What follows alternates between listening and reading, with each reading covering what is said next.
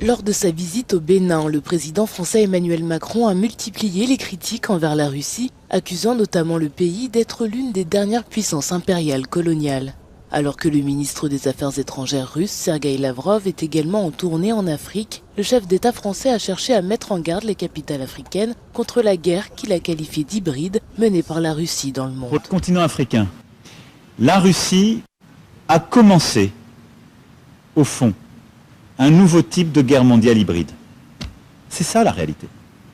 Et elle a décidé que l'information, l'énergie et l'alimentation étaient des instruments militaires mis au service d'une guerre impérialiste continentale contre l'Ukraine. Voilà comment je vais qualifier dans les termes les plus crus ce qui se passe aujourd'hui. 5 mois après le début de la guerre en Ukraine, le président français ne cesse de hausser le ton contre la politique de Vladimir Poutine. Il a dénoncé la veille l'hypocrisie entendue en particulier sur le continent africain, faisant référence au fait que plusieurs dirigeants du continent, dont le président camerounais Paul Biya, ne condamnent pas officiellement l'intervention russe. C'est l'une des dernières puissances impériales coloniales. Elle décide d'envahir un pays voisin pour y défendre ses intérêts. C'est ça la réalité. Quand vous les voyez poindre leur tête chez vous, n'y voyez pas autre chose. Même s'ils vous tiennent le discours inverse. Le président français a également promu sa nouvelle vision des relations entre la France et l'Afrique en présentant le Bénin comme l'un des pays tests de cette volonté d'établir un partenariat gagnant-gagnant. Il a ainsi rencontré des athlètes et des lauréats du programme Volontariat Paris 2024 au Bénin.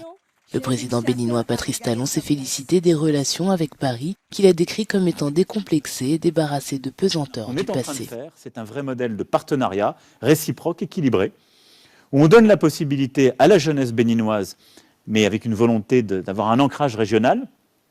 Et cette vocation régionale ici, de votre projet pour nous, est clé, parce qu'on veut pouvoir vous aider à former ici tous les jeunes de la région, et on veut pouvoir attirer aussi tous nos partenaires européens.